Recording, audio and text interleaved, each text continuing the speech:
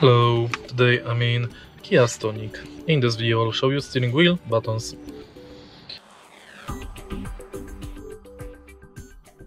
In the beginning, take a look at the left side of the steering wheel. Right here we've got the button, thanks to which we can activate voice assistant. Here we've got the button thanks to which we can change radio source.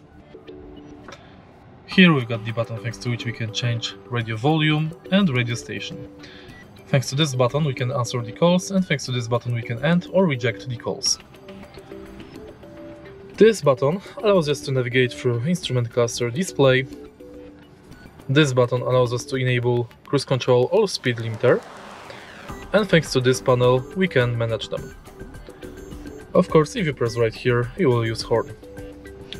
If you find this video helpful, please leave like, comment and subscribe.